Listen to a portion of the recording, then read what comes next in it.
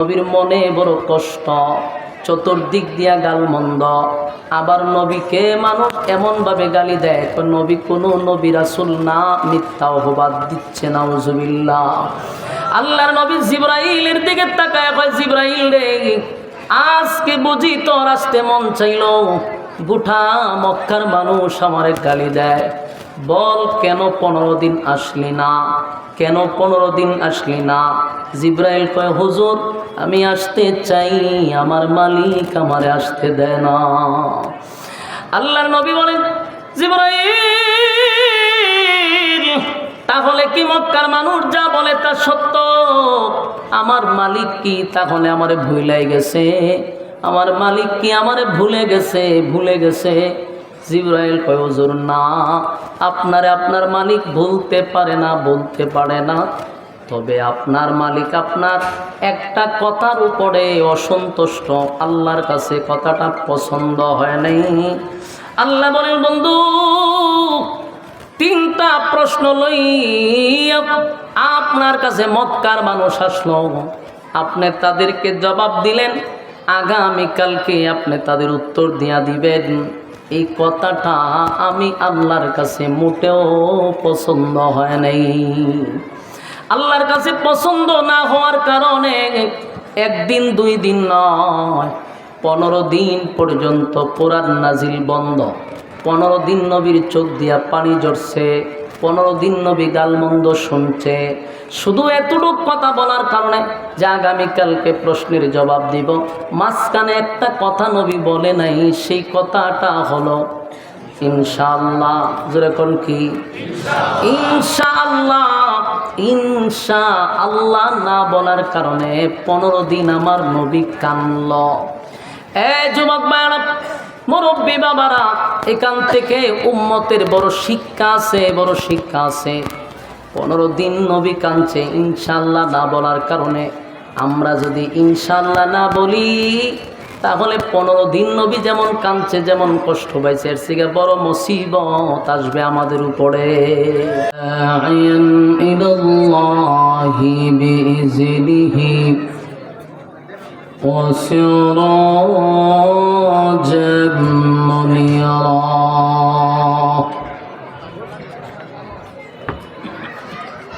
أما بعد فأعوذ بالله من الشيطان الرجيم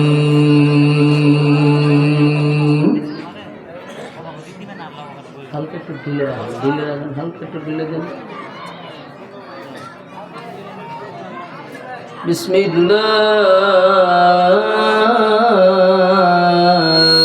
বিসমিল্লাহির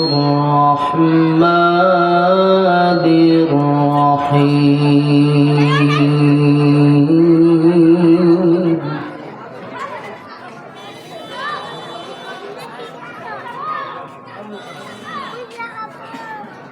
والضحى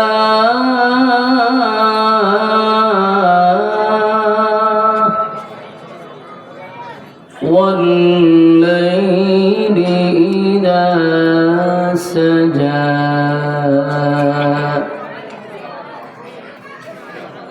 ما ودعك ربك وما قلى।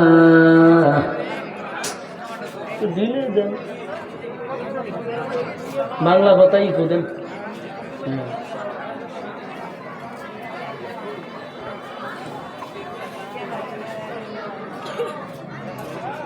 ما ودعك ربك وما قلى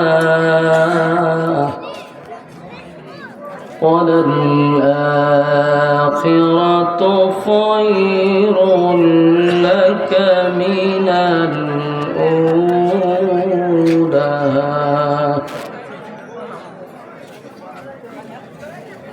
ولسوف يعطيك ربك فترضى ألم يجدك يتيما فآوى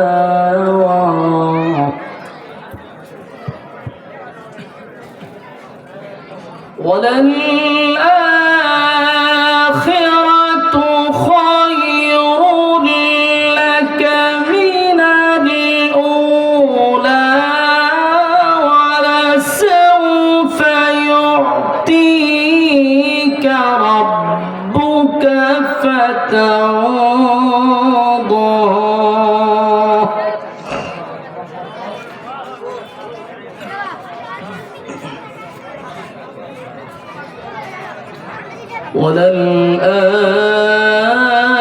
وللآخرة خير لك من الأولى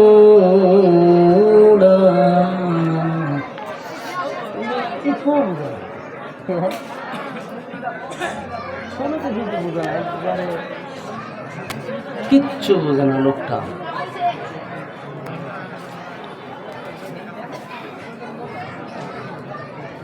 ما ودعك ربك وما قلى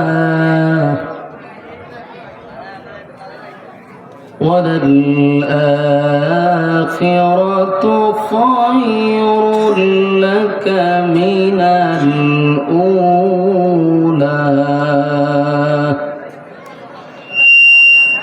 এটার নাম এই তো শীষ দেন আরো জোরে পড়া এটার নাম এই রিবা ألم يجدك يتيما فآوى ووجدك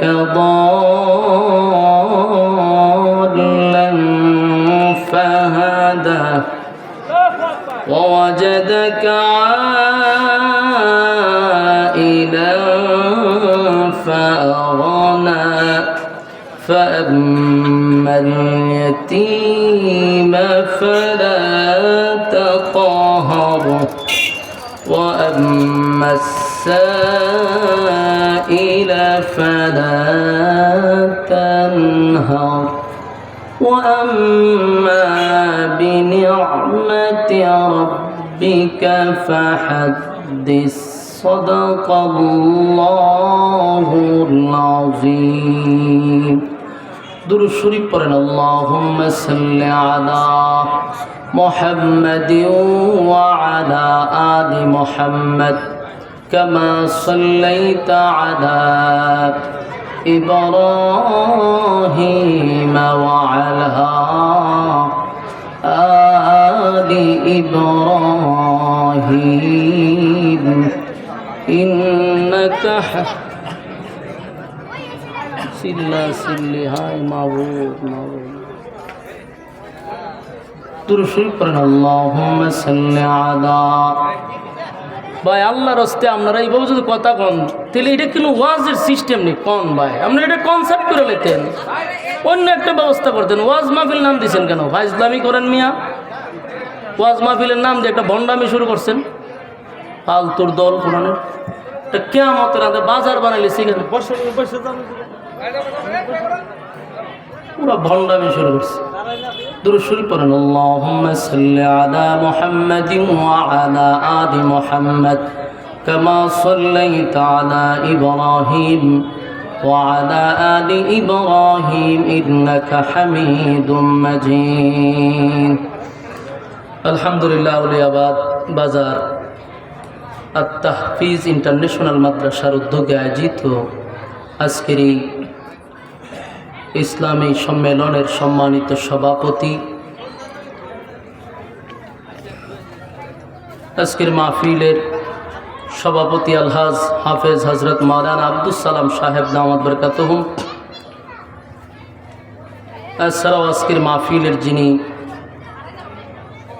প্রধান মেহমান যার আমন্ত্রণে আমরা এখানে উপস্থিত অসংখ্য হাফেজদের উস্তাদ এবং বিশেষ করে বিশ্বজয়ী হাফেজদের উস্তাদ হজরত মাওলানা মুফতি আব্দুল কাইয়ুম মোল্লা সাহেব প্রতিষ্ঠাতা মুহতামিম আর রায়হান ইন্টারন্যাশনাল মাদ্রাসা নারায়ণগঞ্জ ঢাকা আজকের এই মাহফিলে আরও যিনি আসবেন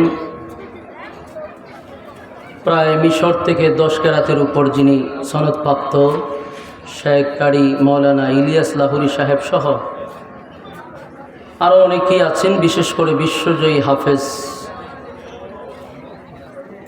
হাফেজ কারি আবু রায়হান সাহেব কিছুক্ষণের ভিতরে চলে আসবে। আপনারা বাংলাদেশের উল্লেখযোগ্য কিছু লোক আনছেন এখানে যাদের শিডিউল পাওয়াই কঠিন। রায়হান, তাছাড়াও কাইমুল্লাহ সাহেব আপনাদের এলাকার জামাই, এই সুবাদে ওনার সাথে আমার একটা সম্পর্ক আপনাদের মাঝে আমি আসছি, ওনার সম্পর্কে আসছি। কিন্তু আসার পরে যদি এই পরিস্থিতি দেখতে হয় এটা অত্যন্ত দুঃখজনক, অত্যন্ত দুঃখজনক। আমি মানুষটা ছোটো, বক্তাও ছোটো, এলেমও নাই, খালামও নাই, কোনো যোগ্যতাও নাই, কিন্তু বাংলাদেশের 64 জেলায় আমি বয়ান করি, কথা বুঝতেছেন? এরকম অবস্থা আমি দেখি নাই।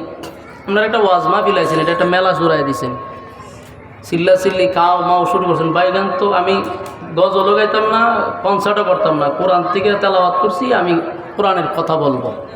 তো সবচেয়ে বেশি গুরুত্ব কার কথা? আল্লাহর কথা বাদ দিয়ে আপনি দুনিয়াবি কথা শুরু করে দিয়েছেন, এটা ভাইজলামি না? ঠাড়া পড়বো তো আপনার উপরে, ঠাড়া পড়বো। কোরআনের কথার কোনো মানে আপনাদের কাছে কোনো গ্রহণযোগ্যতা নেই, একটা ফাইজলামি শুরু করছেন। মেহরবানি করে ফ্যান্ডেলে বসে দেন, আর যদি ভালোই না লাগে আপনি সোজা আধা কিলোমিটার দূরে চলে যান। এখানে আপনি একটা কাও মাও চিল্লাচিল্লি করলে যিনি আলোচক উনি কথা বলবো কেমনে? মেহরবানি করে কথা কইেন না ভাই, আমি আপনাদের সামনে থেকে কোনোরকম সময় শেষ করে চলে যাই, এরপরে আপনারা নাচানাচি করে নিকেন খারিয়া।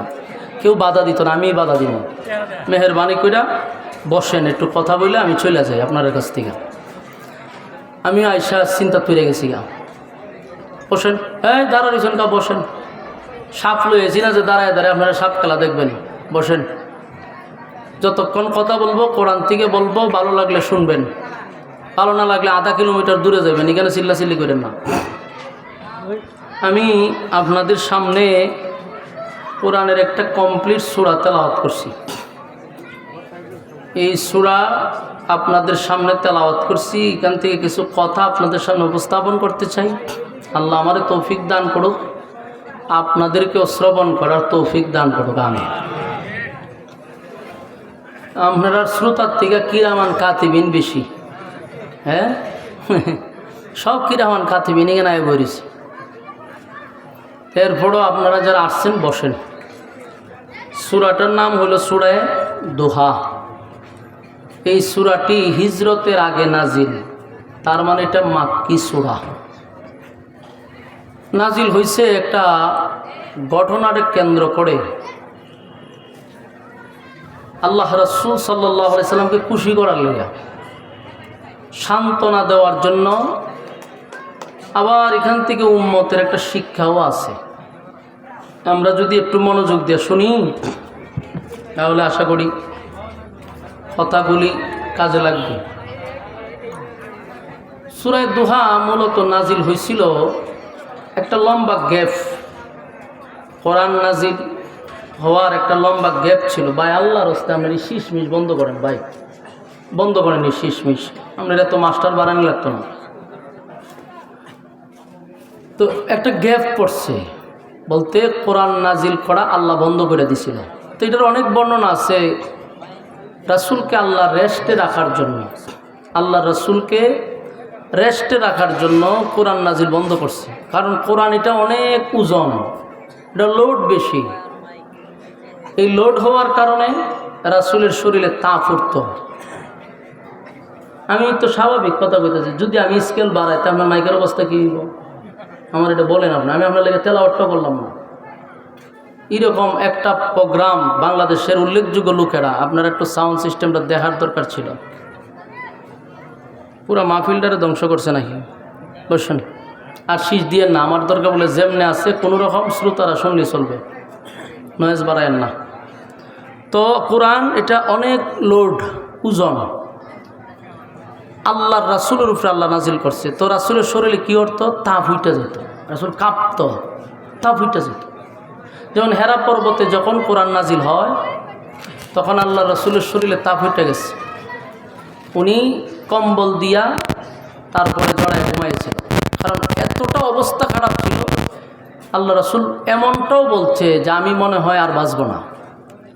আম্মাজান খাদিজা ওনাকে সান্ত্বনা দিছে, রাসূল চাদর আবৃত অবস্থায় শুয়ে আছে। তো জিবরাইল একদিন আইসা সূরা মুজাম্মিল নিয়ে আসছে, এসা বলতেছে ইয়া আইয়ুহাল মুজাম্মিল, হে চাদর আবৃতওয়ালা। আল্লাহ কিন্তু ইয়া মোহাম্মদ বইলা কোরআনের কোথাও ডাক দিছে না, নবীর নাম ধইরা আল্লাহ কোরআনের কোথাও ডাক দেয় নাই। দেখেন দেখেন সুবহানাল্লাহ আসেনি? আছে তো কোন সুবহানাল্লাহ থাকলে কোন আমরা কেরাইছেন তামসা দেখতেন, তো সুবহানাল্লাহটা কোন জায়গাত বলতেইব ওটা বলেন, শিখেন, এগুলো শিখেন, খালি নাচানাচিত না, একটু শিখার চেষ্টা করেন। রাসূল সাল্লাল্লাহু আলাইহি সাল্লামের কাছে যখন কোরআন নাজিল হয়েছে, তা আল্লাহ কোরআনের এই যতগুলা আয়াত আছে, যতগুলা সূরা আছে, আপনি তালাশ করে দেখেন কোথাও নবীর নাম ধরে আল্লাহ ডাক দিছে না। মানে বন্ধুরে উফাদি বইলা ডাক দিছে, কিন্তু নাম ধরে ডাক দিছে না। কতটুকু সম্মান মর্যাদা রাসূলের।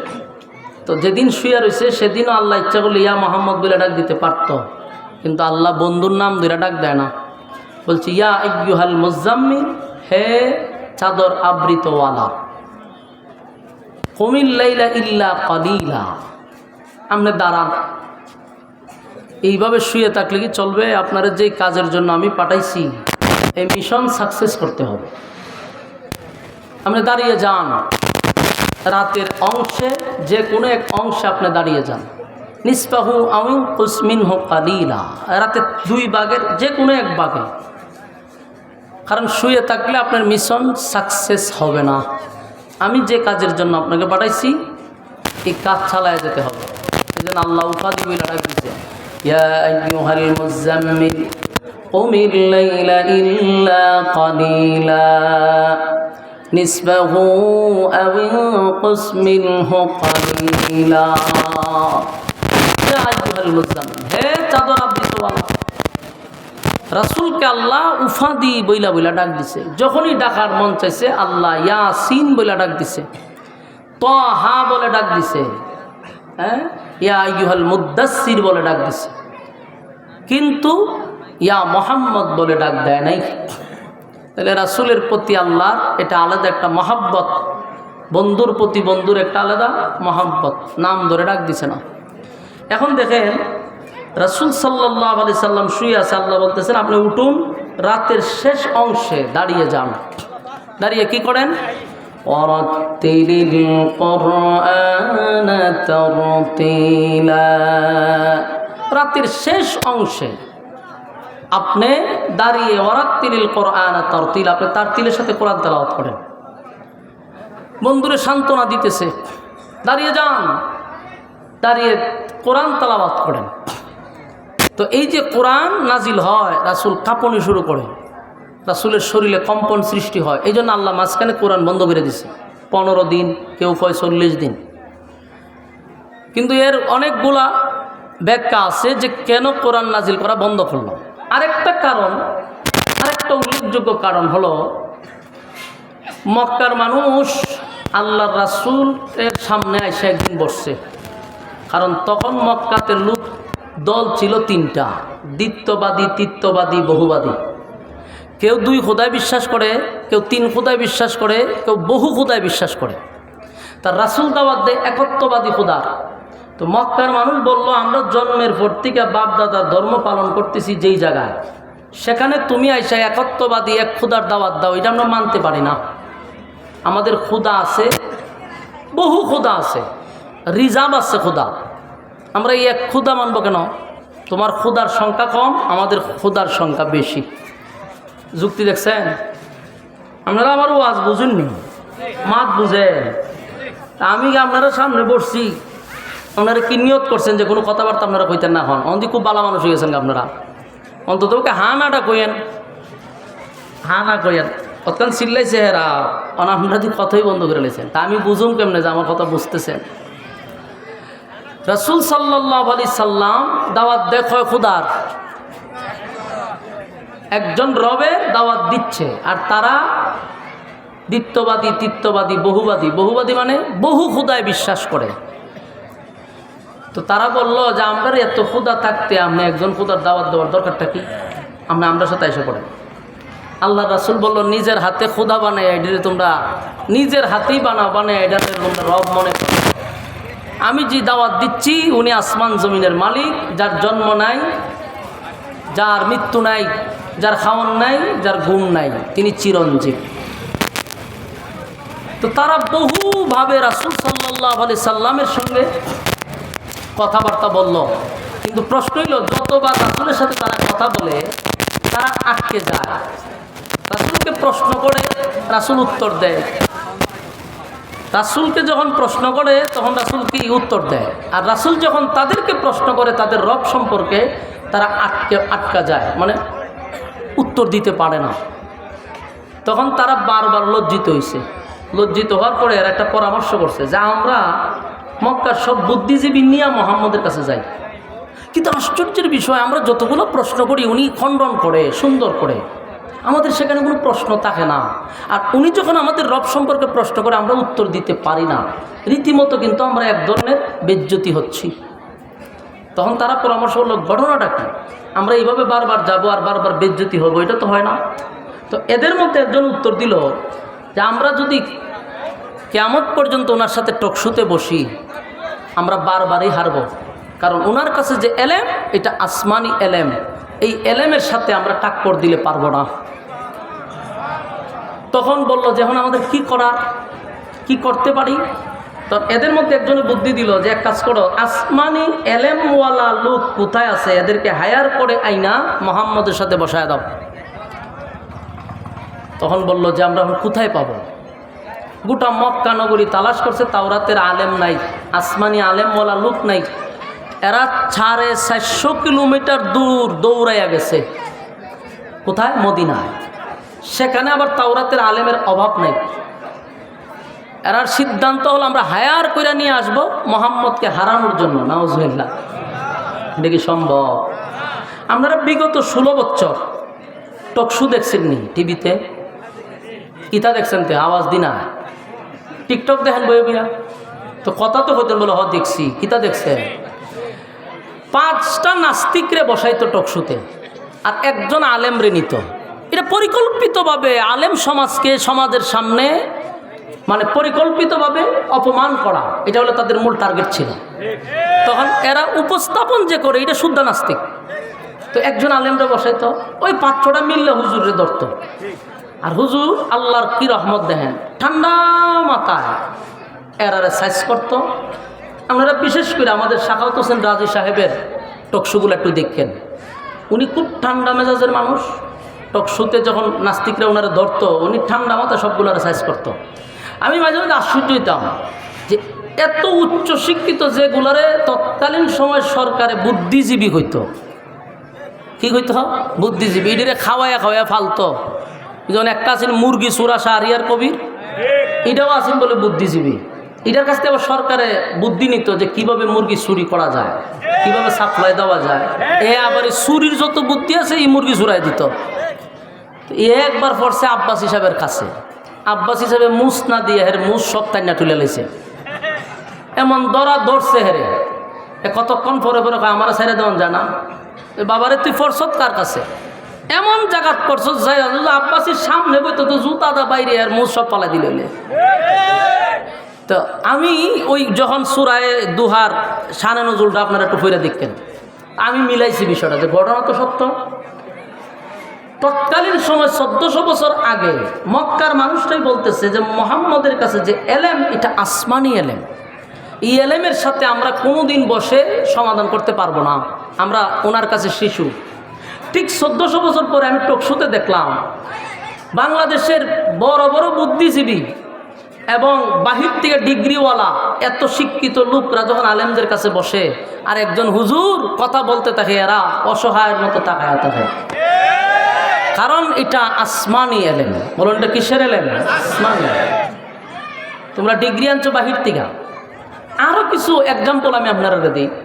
বাংলাদেশের 64 জেলায় ওয়াজ করে আমাদের একটা অভিজ্ঞতা আছে যেমন আমাদের আগে অনেক সময় প্রধান অতিথি রাখে, তো প্রধান অতিথি হয় কোনো দলের নেতা আর নাহলে কোনো সংসদ সদস্য, তো এরারে দেয় 5 মিনিট বক্তব্য দিবার লেগে। তো হাজার হাজার মানুষ থাকে, মাইকটা লইয়া দাঁড়াইয়া প্রথম শুরুটা করে বিসমিল্লাহির রহমানির রহিম। ওই বিসমিল্লাহ হইতে পারে না, বিসমিল্লাহ হয় নাউজুবিল্লাহ। কোরআন বিকৃত করে হ্যাঁ বক্তব্য শুরু করে, মুখে লাগে টুডে লাগে, কথা গুছাইতে পারে না, শেষে পাবলিক মারতে হয় মেলামেন বন বন আর বয়ান করে, আর বক্তব্য লাগতো না। মানুষ বিরক্ত হয় কথা শুনে, অথচ তার পিছনে ডিগ্রির অভাব নাই, সব বাহিরের ডিগ্রি, কিন্তু মানুষের সামনে কথাটুকু গুছাইয়া বলতে পারে না। আপনি একজন আলেম বসায়া দেন লক্ষ লক্ষ মানুষের সামনে, ঘন্টার পর ঘন্টা কথা বলতেই থাকবে টুডে, আর জিব্বায় লাগবে না। এটা দুনিয়াবি আলেম নয়, এটা আসমানি। তো সম্মানিত শুধু মক্কার মানুষ, মক্কার সব বুদ্ধিজীবী শেষ, এখন গেছে 450 কিলোমিটার দৌড়ে মদিনায়, সেখান থেকে বুদ্ধিজীবী হায়ার করে আনবো। মদিনায় গিয়ে তাওরাতের আলেমদেরকে বলল যে আমরা ভারাক্রান্ত মন নিয়ে আসছি আপনাদের কাছে, বড় কষ্ট নিয়ে আসছি। বলে কি কষ্ট? বলে আমাদেরই বংশের, আমাদেরই রক্তের, আমাদেরই বাতিজা, সারা জীবন ধর্ম পালন করলাম বাপ দাদার, এখন সে আইসা একত্ববাদী খুদার দাওয়াত দেয়। আমরা বহুবাদীরা তো শেষই, দ্বিত্ববাদীরাও শেষ, তৃতীয়বাদীরাও শেষ। এখন সমাজের মধ্যে ফাটল সৃষ্টি হচ্ছে, বাপ ছেলের মধ্যে ঝগড়া হচ্ছে, আমরা আছি খুব সমস্যার মধ্যে। ওনার সাথে আমরা বসলেও আমরা লজ্জিত, কারণ যত জ্ঞান লইই যায় ওনার কাছে শিশুর মতো বসে থাকতে হয়। ওনাকে যতগুলো প্রশ্ন করি উনি খণ্ডন করে, কিন্তু আমাদেরকে যখন আমাদের রব নিয়ে প্রশ্ন করে আমরা আর কথা বলার কোনো সুযোগ থাকে না।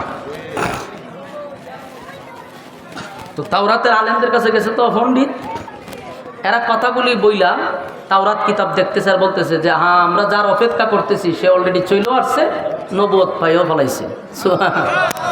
আমরা তো এই লোকের অপেক্ষায় ছিলাম যে উনি আসবেন, আর অলরেডি আইসও করছে, নবুয়তও পাইছে।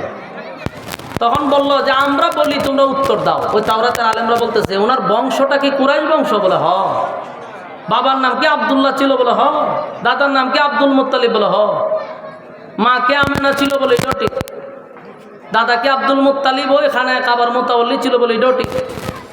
আরো অনেকগুলা প্রশ্ন করছে, একটার পর একটা। মক্কার মানুষের উত্তর দিয়ে হেরা মাথা দাঁত দিয়ে হয় আমরা যা কইবার আছি এর চেয়ে বেশি এরা জানে।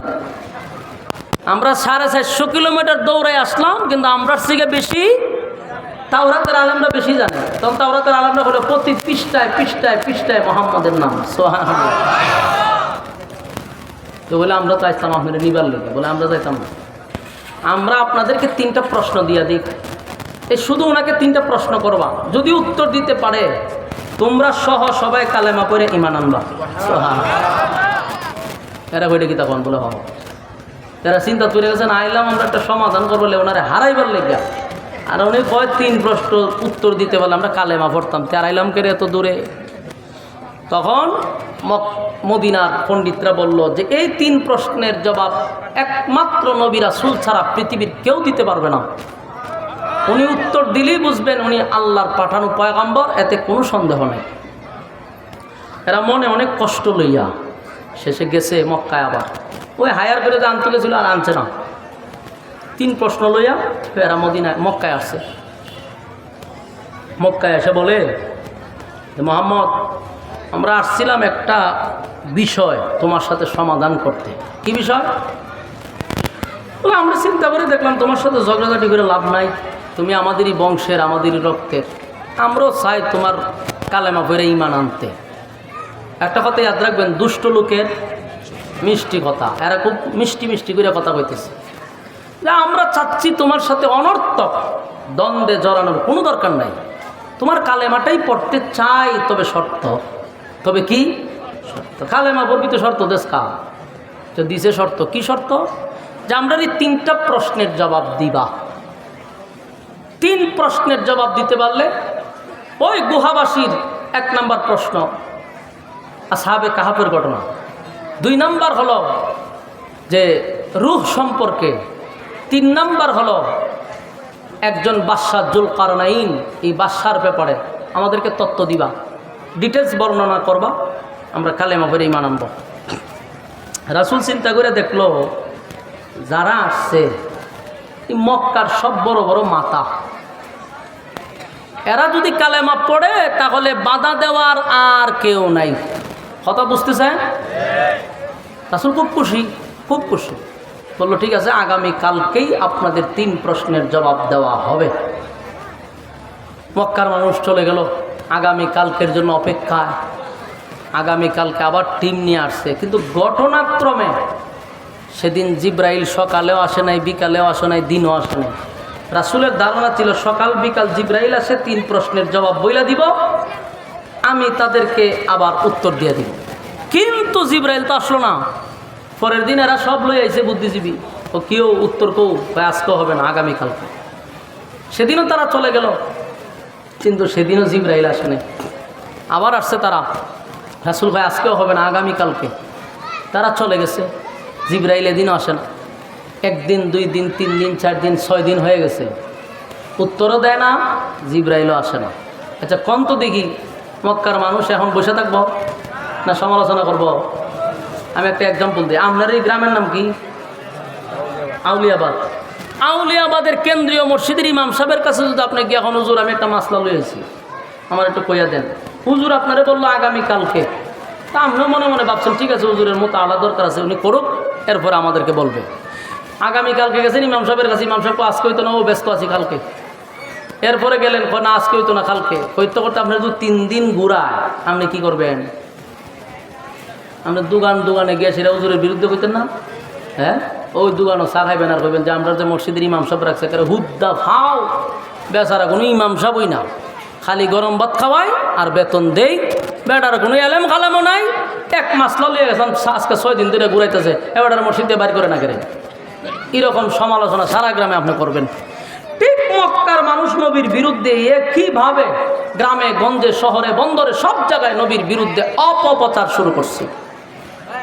হয় মুহাম্মদ আমাদেরকে ধোঁকা দিচ্ছে, আগেই বলছিলাম, কিন্তু সে আমাদেরকে বাপদাদার ধর্মের মধ্যে চুনকালি দিয়ে নতুন ধর্ম গ্রহণ করাচ্ছে। দেখছো 3 প্রশ্নের জবাব দিতে পারে না, সে রাসূল হতে পারে না। নাউজুবিল্লাহ। গাল মন্দ শুরু হয়েছে, 1 দিন নয়, 2 দিন নয়, 10 দিন, 12 দিন, 15 দিন। এইটা ধরে লাগছে না, ধরে বাইন্দলেন পাওয়া তো হয়তো না, এটা কথা দেখছেন নি? হারিয়া আপনারা কিতা করেন? ধরে এনে বয় তো রাখেন, এর দিয়ে ওয়াজ করাম আধা ঘন্টা, কথা বলেন আল্লাহর রাস্তে, মনোযোগ দিয়ে শুনেন। আপনারা যদি ভূমিকাটা মনোযোগ দিয়ে না শুনেন, সামনের আলোচনাটা আপনারা বুঝতে কঠিন হবে। আপনারা স্বার্থেই কথা বলে আমার কোনো অসুবিধা আছে, আমি আমার ওয়াজ করে যেতাম, কিন্তু আমার কথা ওয়াজটা তো বুঝতেইব, এই জন্যই ডি করি। নাহলে হ্যাঁ কথা কয়, আমার সমস্যা কি? আমার চিন্তা হলে যে গরিব ভাই চাই আমি কোনো সময় কাটাই জায়গা, কিন্তু এটা তো ভাই কোনো সিস্টেম না। আমি এত দূর থেকে আমার কায়ম মোল্লা ভাই আনছি এখানে। আপনারা যদি ওয়াজটা বাড়িতে না লয়ে যেতে পারেন, এরকম ওয়াজ করার কোনো দরকার নাই। ওয়াজ বাড়িতে লয়ে যেতেই ওয়াজ শুরু করলাম কেন, শেষ করলাম গিয়ে কক্সবাজার, ইজাত ওয়াজ আমি করিও না, ওয়াজ আপনার বাড়িতে লয়ে যেতেই। এই জন্য আগে শানে নজরুলরা বুঝেন সূরাটা কেন নাজিল হলো, নাজিলটা কেন হয়েছে এটা বুঝলে এরপরে তরজমায় গেলে আরো সহজ হবে, ঠিক না? মনোযোগ দিয়ে শুনে। এখন ঘটনা কি, 1 দিন 2 দিন 15 দিন কোরআন নাজিল হয় না। আর মানুষ কি কয়, দেখছো মোহাম্মদের আল্লাহ মোহাম্মদের ভুলে গেছে না। রাসূলের একজন চাচিয়া ছিল, নাম হলো উম্মে জামিল, আবুল আহাব্বার বউ। এটা একটা বেয়াদব মহিলা। রাসূলটা কয় মোহাম্মদ তোমার কাছে একটা শয়তান আসতো, ওনার আসে না? নাউজুবিল্লাহ আসেনি? থাকলে ঘটনা কেটে। এই মহিলা কত নম্বরের বেয়াদব, তার মানে জিব্রাইলরে বুঝাইছে। রাসূলের মনে অনেক কষ্ট পাইছে। আবার মক্কার মানুষ কইতেছে দেখছো নি মোহাম্মদের আল্লাহ মোহাম্মদরে বলছে, এখন আর আসে না কেউ। এরকম কষ্ট যেমন নবীর ভিতরেও আছে, কেন উত্তর দিতে পারলো না এটা নিয়ে যেমন যারা গালাগালি করতেছে, আর নবীর কষ্ট হলো জিব্রাইল কেন আসে না, এতদিন ধরে জিব্রাইল আসে না। তার মানে মক্কার মানুষদের বলতেছে আল্লাহ আমার ভুলে গেছে। আল্লাহ কি ভুলেই গেল? নবীর ভিতরে এটা একটা কষ্ট। আমার যুবক ভাইরা, হাবিবি কিবরিয়া 1 দিন 2 দিন নয়, টানা 15 দিন নবী কাঁদছে, কাঁদতে কাঁদতে কাঁদতে আল্লাহর নবী বারবার আসমানের দিকে তাকায়, কখন জিব্রাইল আসবে, কখন জিব্রাইল আসবে। অন্যদিকে মক্কার মানুষ আমার নবীর বিরুদ্ধে অপপ্রচার, নবীরে গালি দেয়, নবীরে গাল মন্দ করে, আর কয় মোহাম্মদের আল্লাহ মোহাম্মদকে ভুলে গেছে। এই কথাটা আমার নবীর দারুণ ব্যথা লাগছে রে, নবীর মনে বড় কষ্ট। ঠিকই তো 15 দিন ধরে জিব্রাইল কেন আসে না? সকালে জিব্রাইল আসে, বিকালে জিব্রাইল আসে, আজকে 15 দিন ধরে জিব্রাইল আসে না। আল্লাহর পয়গম্বর কান্না শুরু করলো। হঠাৎ করে নবী তাকায়া দেখে রে জিব্রাইল আসমান থেকে নামতেছে। জিব্রাইল আলাইহিস সালাতু ওয়াস সালাম যখন নবীর সামনে আসলো, আল্লাহর নবী একটু অভিমান। নবী বলেন, জিব্রাইল রে, আজকে বুঝি তোর আসার সময় হইল। নবীর মনে বড় কষ্ট, চতুর্দিক দিয়া গালমন্দ। আবার নবীকে মানুষ এমনভাবে গালি দেয়, নবী কোনো নবী রাসূল না, মিথ্যা অপবাদ দিচ্ছে, নাউজুবিল্লাহ। আল্লাহর নবী জিব্রাইলের দিকে তাকায় কয়, জিব্রাইল রে, আজকে বুঝি তোর আসতে মন চাইল। গোটা মক্কার মানুষ আমারে গালি দেয়, বল কেন 15 দিন আসলি না, কেন 15 দিন আসলি না? জিব্রাইল কয়, হুজুর আমি আসতে চাই, আমার মালিক আমারে আসতে দেয় না। আল্লাহর নবী বলেন, জিব্রাইল, তাহলে কি মক্কার মানুষ যা বলে তা সত্য? আমার মালিক কি তাহলে আমারে ভুলাই গেছে? আমার মালিক কি আমারে ভুলে গেছে? জিব্রাইল কয়, হুজুর না, আপনারে আপনার মালিক ভুলতে পারে না, বলতে পারে না। তবে আপনার মালিক আপনার একটা কথার উপরে অসন্তুষ্ট, আল্লাহর কাছে কথাটা পছন্দ হয় নাই। আল্লাহ বলেন, বন্ধু, 3টা প্রশ্ন লইয়া আপনার কাছে মক্কার মানুষ আসলো, আপনি তাদেরকে জবাব দিলেন, আগামীকালকে আপনি তাদের উত্তর দিয়া দিবেন। এই কথাটা আমি আল্লাহর কাছে মোটেও পছন্দ হয় নাই। আল্লাহর কাছে পছন্দ না হওয়ার কারণে 1 দিন 2 দিন নয়, 15 দিন পর্যন্ত কোরআন নাজিল বন্ধ। 15 দিন নবীর চোখ দিয়া পানি ঝরছে, 15 দিন নবী গালমন্দ শুনছে, শুধু এতটুকু কথা বলার কারণে যে আগামীকালকে প্রশ্নের জবাব দিব। মাঝখানে একটা কথা নবী বলে নাই, সেই কথাটা হলো ইনশাআল্লাহ। জোরে কোন কি? ইনশাআল্লাহ। ইনশাআল্লাহ না বলার কারণে 15 দিন আমার নবী কানল। যুবক ভাইরা, মুরব্বী বাবারা, এখান থেকে উম্মতের বড় শিক্ষা আছে। 15 দিন নবী কাঁদছে ইনশাআল্লাহ না বলার কারণে। আমরা যদি ইনশাআল্লাহ না বলি, তাহলে 15 দিন নবী যেমন কাঁদছে, যেমন কষ্ট পাইছে, এর থেকে বড় মুসিবত আসবে আমাদের উপরে। নবীর ক্ষেত্রে যদি 15 দিন কাঁদতে হয় গো, তাহলে যেই লোকটা ইনশাআল্লাহ বলে না, এর খেসারত কিন্তু তোমার আমার দিতে হবে। কারণ আমরা অনেক সময় বলি, টাঙ্গাইল থেকে আমি ঢাকা যাব, এই মাঝখানে একটা কথা বলতে হবে ইনশাআল্লাহ। কথা হয় না? ওরে বাইরে একটা আওয়াজ দেন, কি বলতেই বল, মাঝখানে ইনশাআল্লাহ বলতে হবে। আপনি বললেন যে আমি ঢাকা যাব, তো ঢাকা যাবেন আপনি কেন যাবেন ইনশাআল্লাহ না বললে? এখন আসুন, ইনশাআল্লাহ শব্দের অর্থ জানা দরকার। ইনশাআল্লাহ শব্দের অর্থ হলো আল্লাহ যদি চায়। বলুন, ইনশাআল্লাহ শব্দের অর্থ কি? আল্লাহ যদি চায়। তা আপনি ঢাকা যাইবেন, আল্লাহ যদি না চায় আপনি কেন যাবেন? আপনি বলছেন ঢাকা যাবেন, কিন্তু মাঝ রাস্তায় আপনি গাড়ির চাক্কার তলে পড়ে গেলেন, আল্লাহ চায় নাই, যেতে পারেন নাই, কিন্তু আপনি কইছেন আপনি ঢাকা যাবেন, আল্লাহ হয়ে চাক্কার তলে ভালাই দিলাম, কেন যাবি? এই জন্য আমরা সব কথাই বলবো ইনশাআল্লাহ। কথা হয় না? আপনি বললেন আমি খানা খাবো দুপুরে, মাঝখানে ইনশাআল্লাহ নাই, তা খাইবেন কেমনে?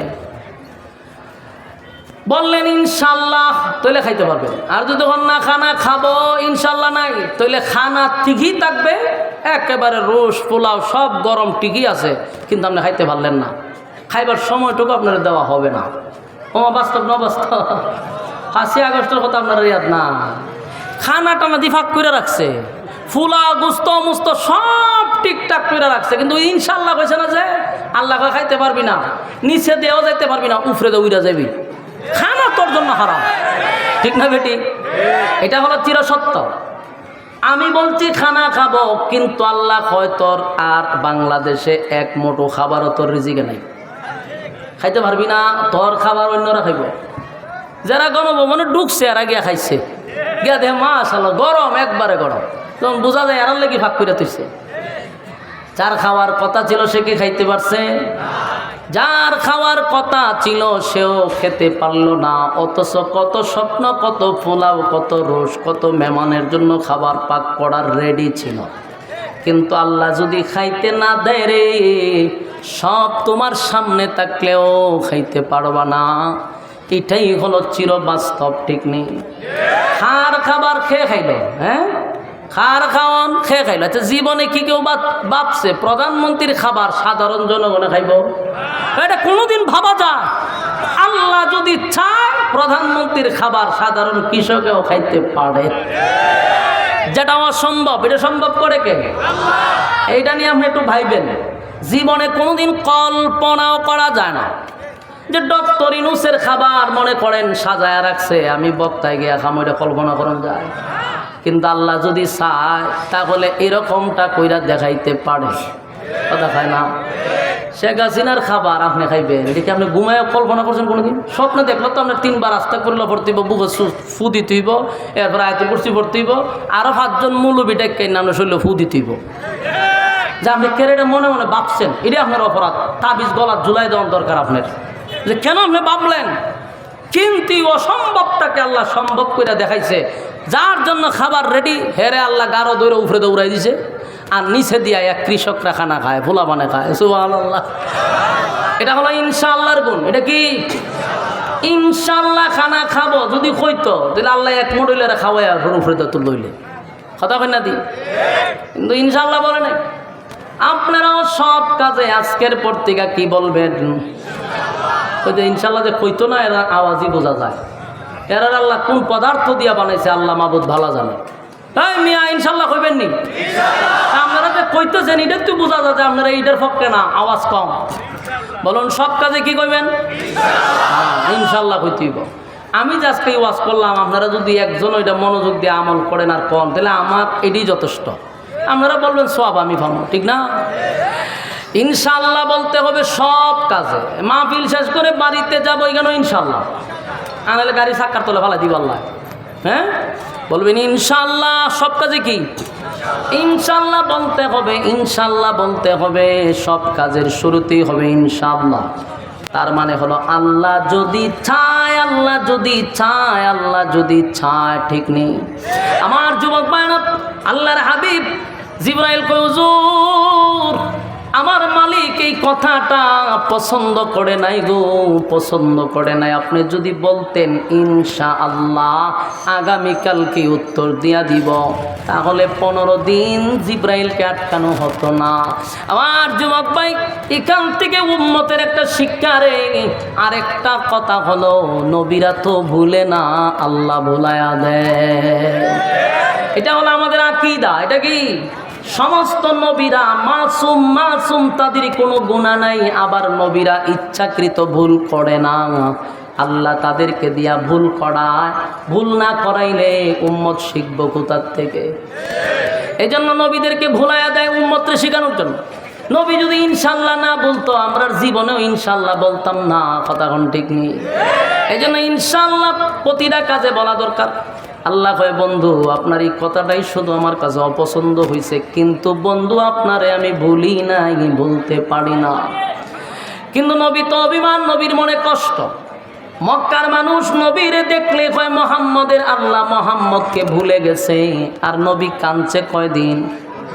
15 দিন। 15 দিন কাঁদছে রে, 15 দিন কাঁদলো। আল্লাহ তার বন্ধুরে খুশি করার জন্য, আনন্দ দেওয়ার জন্য, বন্ধুর অভিমান ভাঙানোর জন্য সূরা দোহা নাজিল করছে। 15 দিন গ্যাপ, কোরআন নাজিল হয় না। এরপরে যে সূরা নাজিল সেটা দোহা।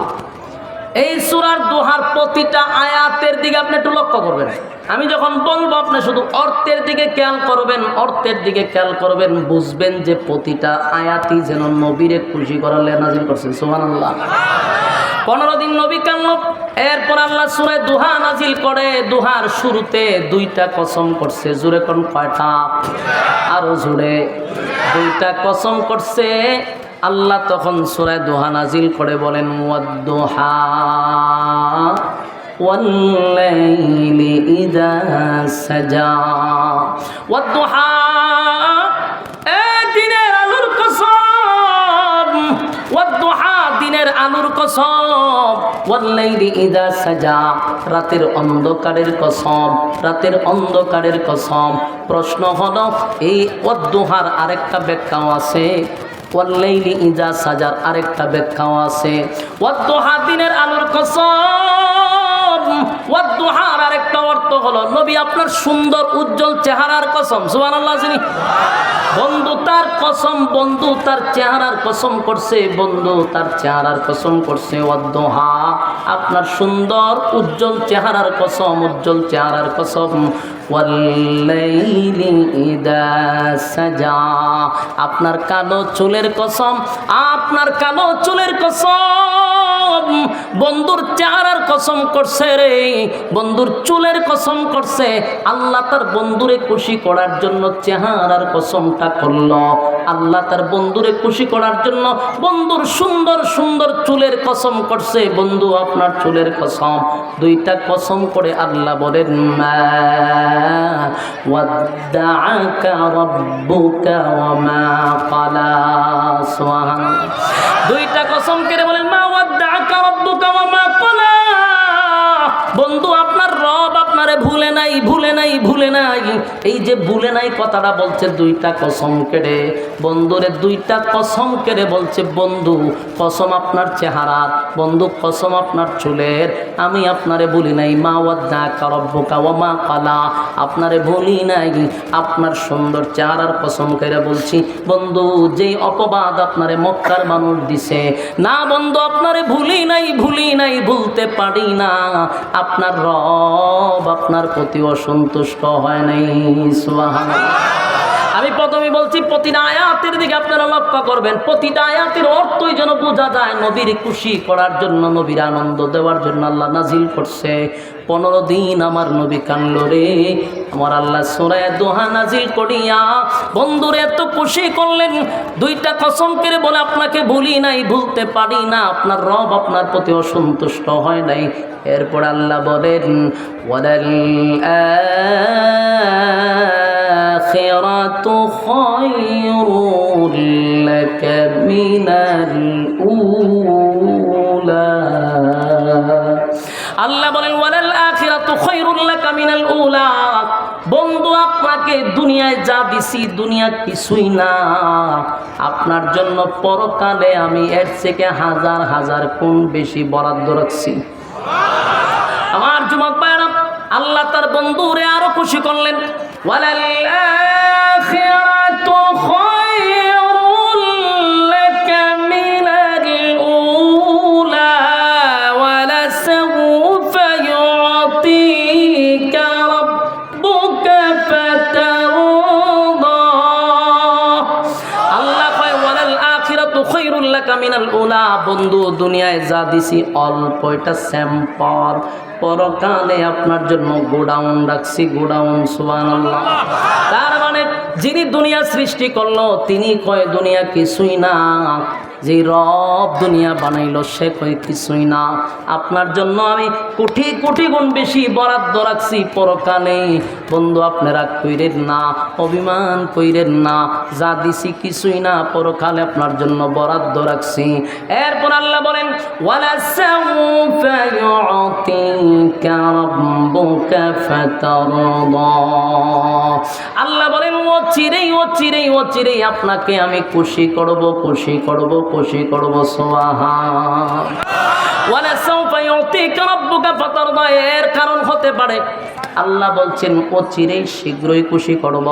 তাফসীর কারকরা বলেন একটা কারণ হতে পারে পরবর্তী মক্কা বিজয়, 2 নাম্বার কারণ হতে পারে মেরাজের রজনী, 3 নাম্বার হতে পারে রোজ হাসরে আমার নবীকে আল্লাহ সুপারিশকার বানাবে। এই 3টা কারণের একটা হতে পারে ওয়ালা সাউফা ইউতিকা রাব্বুকা ফাতারদা। আল্লাহ বলেন বন্ধু আপনাকে অচিরেই খুশি করব। যেমন আপনারা দেখছেন দলের জন্য যদি কোনো নেতায় মার খায়, কথা হয় না? চিন্তা করছেন অবস্থা? সকল কিশোর গ্যাং ম্যাং দিয়ে আপনার এলাকা বইরা লিছে। হ্যাঁ, কথা মনোযোগ আছে না, ছেড়ে দিতা কথাগুলি মনোযোগ দেন। দুনিয়ার দলের জন্য যদি নেতায় মার খায়, মনে করেন বিএনপির যত নেতা আছে মার খাইছে কার কাছে? আওয়ামী লীগের কাছে। জনমের বাদাম খাইছে না? আমার কথা কয় না, বাদাম দিছে তো, আওয়ামী লীগে ভিড়াইছে। তখন এই যে নেতার মারলো, এই নেতার এখন প্রমোশন বাড়ছে না কমছে? এখন বিএনপির যতগুলো নেতায় মার খাইছে, দলের কাছে তার প্রমোশন বেড়ে গেছে। তাহলে বোঝা যায় মায়ের খাইলে কি বাড়ে? প্রমোশন বাড়ে। আবার যদি বিএনপির কাছে আওয়ামী লীগের জনমের মতো মার খায়, তখন দেখবেন আবার ক্ষমতায় আসলে ক্ষমতায় আর হওয়ার সম্ভাবনা নাই। ফাঁসি তো অলরেডি ফাঁসির রায় হয়ে গেছে না? এখন আমরা এটা বেশি একটা খুশি না। কেড়ে খুশি না? আমি মিষ্টি মিষ্টি আমিও খাওয়াইলাম বলে, কিন্তু খুশি না কেড়ে জানেন? বাংলাদেশে তা কত রায় হইয়া বইয়ে রয়েছে, কার্যকর হয় না। হ্যাঁ, যেদিন শুনুন যে জুলাই লিছে, এদিন না হয় আপনারা খুশি করেন। বাংলাদেশে এটা একটা ফর্মালিটি রক্ষা করতেও পারে, এই জন্য বেশি একটা আনন্দ হওয়ার কিছু নেই। আবার অনেকে ঘোষণা দিতেছে আমরা আইলে সব খালাস করে দিব, আইলে সব শেষ করে দিব। তো দরদি আছে না, এই জন্য তো খুশি হওয়ার কিছু না। একটা রায় দিছে, ফর্মালিটি রক্ষা করছে। কারণ ওই যে একটা প্রদীপ আছে না, প্রদীপ, হ্যাঁ প্রদীপরে চিনেন না? মাইরা লাইছে যে একজন সেনাবাহিনী, এর ফাঁসির রাইছে কত বছর আগে, ওখানে হেরে মূর্তির মতো সাজায় তো রাখছে। এটা একটা ফালতুবাজি না আমাদের দেশে? এই বদমাইশগুলি রে বলার দরকার যে তোরা যে ফাইজলামি করস, কত মানুষের প্রাণ নিছে, এটারে ধ্বংস করস না করে, এটার ফাঁসির গাছটা ঝুলা, এটারে রাখিয়া দিছে। তো পরবর্তী যেগুলার রায় দিব, ওইগুলো তো ফাঁসি দিব, কতটুকু বিশ্বাস হয় আল্লাহ না জানে। সম্মানিত শুধু এই জন্য অত বেশি আনন্দ হওয়ার আর কিছু নাই। কারণ হ্যাঁ আরও আবার দরদি আছে, কলিজার মানুষ আছে, হ্যাঁ আবার এটা খালাস করে নেব। কথা বলছেন, সমস্যা নাই। তো মূল কথা হইল, যদি নেতা কারো দলের জন্য মাইর খায়, ওই নেতার প্রমোশন বাড়ায়া দেয়, দল বাড়ায়া দেয়, ঠিক নেই? দেখবেন ক্ষমতায় আসলে পরে যে নেতা বেশি মার গেছে, তার টাকা পয়সা দিয়ে হবে একটা কাজ করো, তুমি বিভিন্ন দেশে একটু ভ্রমণ করে আসো। কারণ তুমি তো অনেক মাইর টের খাইছো, আয়না করে থাকছো, বিভিন্ন প্রেশার তোমার মাথার উপর দিয়ে গেছে, একটু এনজয় করে আসো, মাইন্ডটা ফ্রেশ করে আসো। কোথায় যাইবা?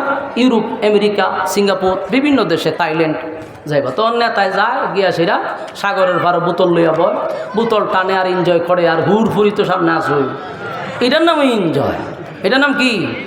বোতল টানন আর হুড়ফুরি নিয়ে নাচানাচি করন সাগরের ভাড়া, এটার নাম হলো এনজয়। তো নেতায় যদি মায়ের খাওয়ার পরে এনজয় হওয়ার সুযোগ পায়, আল্লাহ হয় আমার বন্ধু আমার দল করতে গিয়ে মায়ের হয়েছে। বলুন, আল্লাহ রাসূল খার দল করছে, মায়ের খাইছিনি, গালি শুনছিনি? আল্লাহ কি কয়? দুনিয়ার নেতারা যদি ভ্রমণ করার সুযোগ পায়, প্রমোশন বাড়ে, আমার বন্ধু আমার দল করতে গিয়ে মায়ের খাইছে, আমি আমার বন্ধুর প্রমোশন বাড়াইয়া দেব, আমি আমার বন্ধুরে ভ্রমণ করাবো। তবে দুনিয়ার নেতারা ভ্রমণ করে দুনিয়ার ভিতরে, আমি আমার বন্ধুরে দুনিয়াতে ভ্রমণ করাবো না, ভ্রমণ করাবো 7 আসমানের উপরে।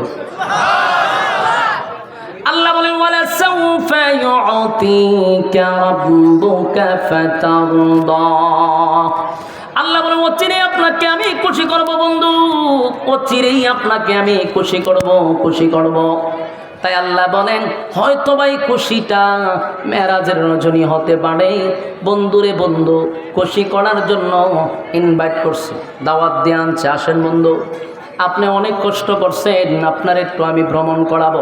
দুনিয়ার কোথাও ভ্রমণ নয় গো, একটা প্রাইভেট কার দিয়া বাইতুল মুকাদ্দাস, সেখানে গিয়া ইমাম বানাইয়া সমস্ত নবীদেরকে আল্লাহ মুসল্লি বানাইয়া নবীর একটা উপাধি দিয়া দিল ইমামুল মুরসালিন। সুবহানাল্লাহ। আরেকটা প্রাইভেট কার দিয়া প্রথম আসমানে নিয়ে গেল, সেখানকার ফেরেশতাদের সঙ্গে দেখা সাক্ষাৎ হইল। এরপরে 2 নাম্বার আসমানে, সেখানেও কথাবার্তা হলো।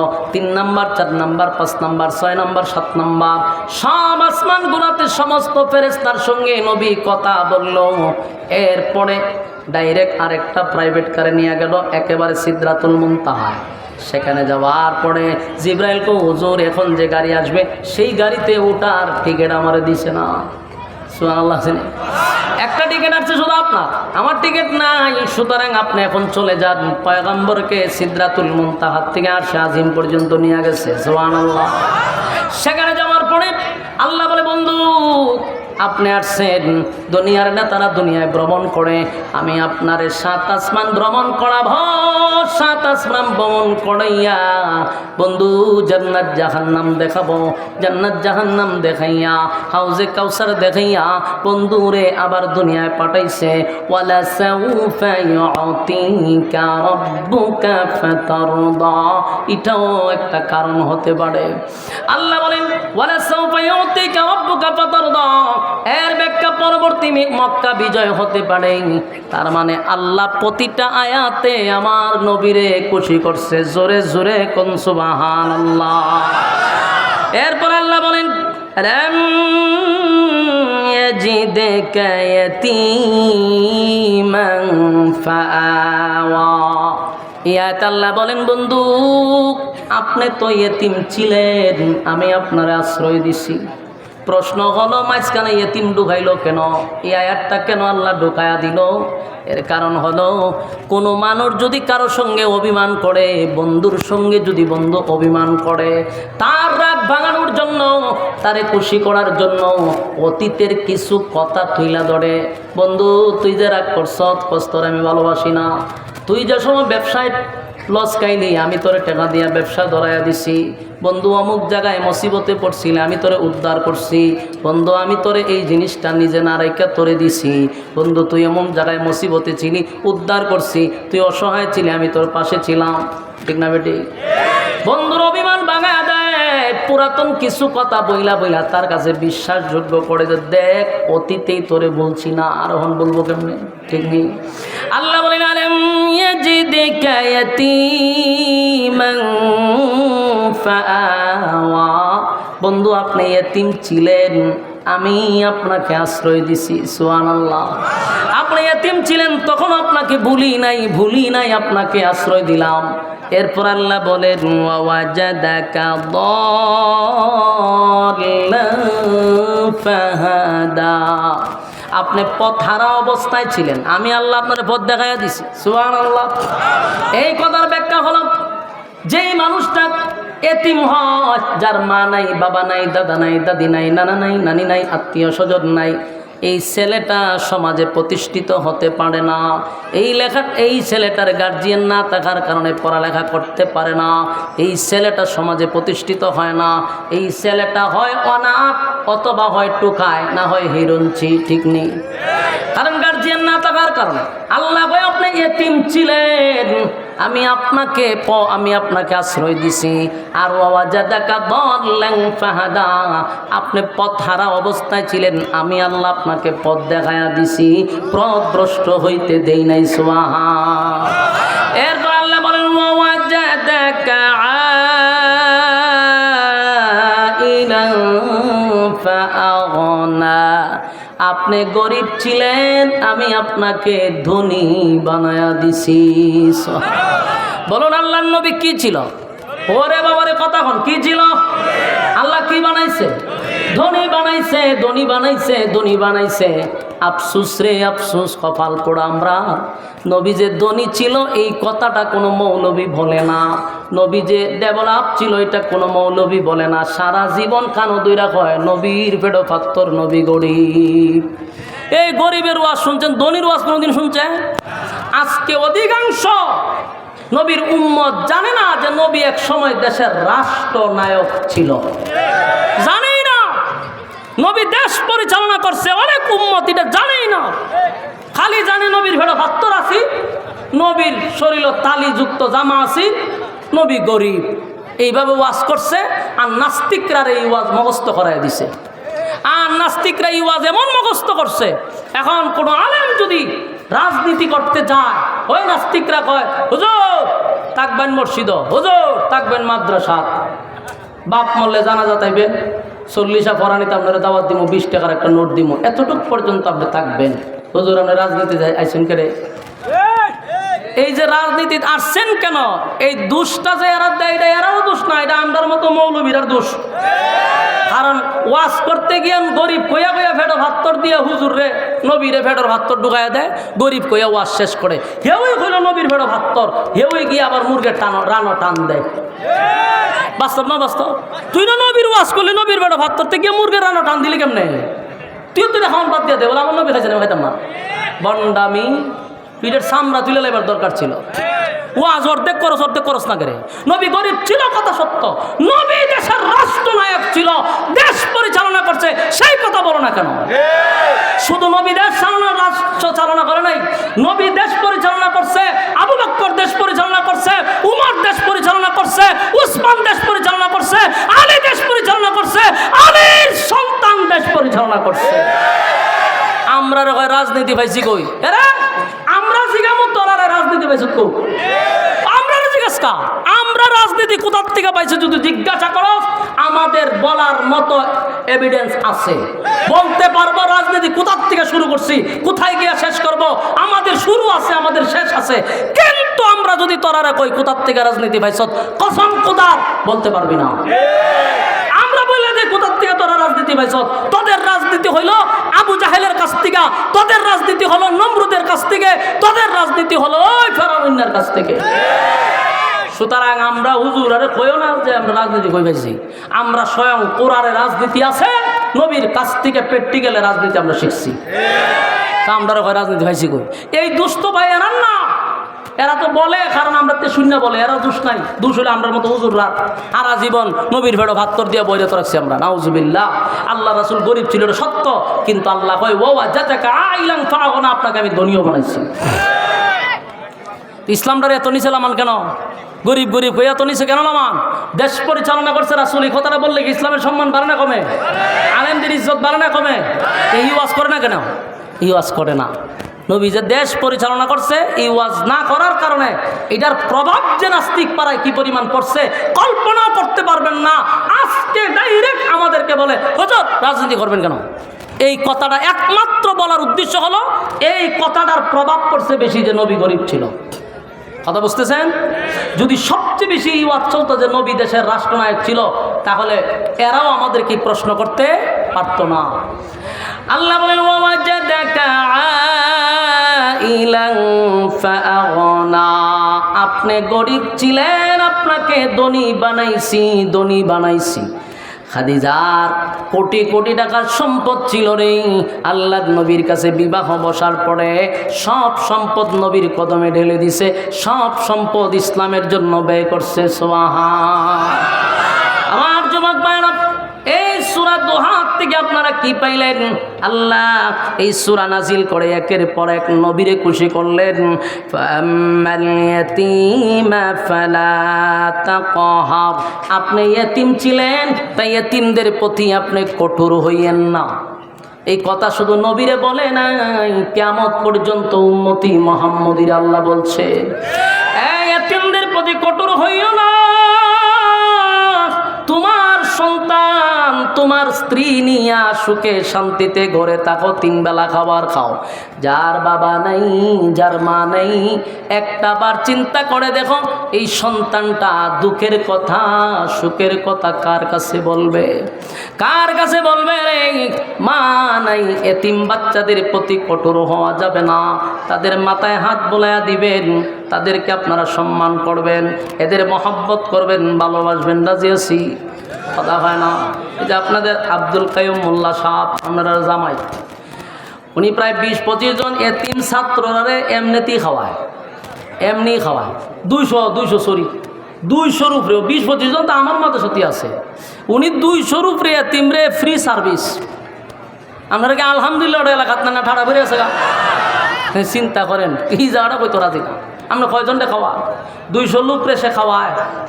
তো ওনার কাছে যদি অর্থ না থাকে, 200 এতিম ছাত্রের ভালবো কে?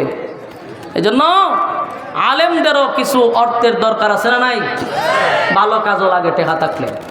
আমরা টেকা হইলে সিনেমা হল বানাই না তো, আমরা টেকা হইলে ওই টেকা দিয়ে সেটা আখাম পুহামো লাগাই না। এই টাকা আলেমদের থাকলে, আলেমদের টেকা থাকলে মানুষ গড়ার কারখানা তৈরি করা হয়। সুতরাং আপনারা এই যে আপনাদের কাইয়ুম মোল্লা সাহেব বিশাল মাদ্রাসা, এই মাদ্রাসা গেলে সিরিয়ালই পাওয়া যায় না। হাজার হাজার ছাত্র, এর মধ্যে এতিম আছে 200-র উপরে, ফ্রি সার্ভিস। আর মাদ্রাসার ব্যাপারে তো ওয়াজ করে লাভ নাই। ইন্টারন্যাশনাল এক মাদ্রাসা যেখানে, আর রাইহান ইন্টারন্যাশনাল মাদ্রাসা, রাইহান যে মাদ্রাসা পড়ালেখা করছে। তো সম্মানিত সুধী, বলুন আলেমদের টাকার দরকার আছে না নাই? আজকে গরিব কইতে আপনারা ইসলামটারে কই নিয়ে তুইছেন, 12টা বাজাইছেন তো। আর আমাদের মধ্যে কিছু স্বভাব খারাপ আছে হুজুররা, পাঞ্জাবি বলতে পিছা থেকে উঠতে জায়গা মনে করি এটা বুঝি বুজুর্গ গেরি দেখায়। পাঞ্জাবি তোর পিছিয়ে উঠতে করে তুই ইস্তারি দে, পাঞ্জাবি সুন্দর করে পরিষ্কার কর। ইসলাম তোর এত নোংরা ভাবে তাকার জন্য বলে নাই, তুই ইসলামটারে 12টা বাজাইতেছস। এটা সুফিগিরি দেখায়, পাঞ্জাবির মধ্যে ফাঁসমন লেগে রয়েছে, টুপির মধ্যে লেগে রয়েছে ফাঁসমন, এর কাছে গেলে ভাড়ার বন্ধ করে, আবার সুফিগিরি দেখায়। এটা আপনাকে ইসলাম বলে না। আপনার টাকা আছে, শান শৌকতে চলেন, ইসলাম আপনাকে কি বলছে? আপনাকে দেখে 10টা ছেলে যেন মাদ্রাসা দিতে বাধ্য হয়। আপনি হুজুরে দেখা মানছে সর্বনাশ, মাদ্রাসা দিলেই তো জানাজার সময় ডাকবো, মাদ্রাসা দিলেই তো ফরানির সময় ডাকবো না। এটা আলেমদের কাজ নয়। আলেমদের কাজ ইমাম শব্দের অর্থ নেতা, গ্রামের মহল্লার সব জায়গায় বিচার করবে ইমাম সাহেব, এমনকি রাষ্ট্র পরিচালনা করবে একজন আলেম। এটাই ছিল সিস্টেম। কিন্তু আমরা ওই জায়গার থেকে নিয়ে ডুবাইজের মসজিদ আর ডুবাইজের মাদ্রাসা আর বের করে বলে দেনা, বুঝছেন নি? এই জন্য আপনার সন্তানগুলিকে মাদ্রাসায় পড়াবেন। মাদ্রাসায় পড়লে টকছে, খায় মোল্লা সাহেব টকছে নি, কথা হয় না, টকছে না। এটা যে টেকা ওনার গাড়ির ধোয়াদা যায়, এটা আপনারা ইনকাম করতে বহুত দেরি আছে। তো মাদ্রাসাত পড়ায় কি উনি ঠকছে নি, কথা হয় না। এই জন্য আমরা একসময় হয়তো মাদ্রাসাত পড়াইলে খাইতে হয়তো না। বেটা খাইবার লাগে আমরা মাঝে পাগল করে খাই না, আমরা খাইই না। সুতরাং মাদ্রাসার প্রতি আকৃষ্ট হন। বর্তমানে যতগুলা ইঞ্জিনিয়ার কন, ব্যারিস্টার কন, ডাক্তার কন, সবগুলার মা বাপ হইল গিয়ে বৃদ্ধাশ্রমে। শুধু বাংলাদেশ তালাশ করে দেখেন, একজন আলেমের মা বাপ যদি বৃদ্ধাশ্রমে থাকে তাহলে ওয়াজ করতাম না। এই শিক্ষা মানুষ গড়ার কারখানার থেকে শিক্ষা দেওয়া হয়। সত্যিকারের মানুষ হইতে গেলে দ্বীনি শিক্ষা ছাড়া বিকল্প কোনো রাস্তা নেই। আল্লাহ আমাদেরকে বুঝার, মানার, আমল করার তৌফিক দান করুক। সকলে বলি আমিন। কথাগুলি আপনারা সামনে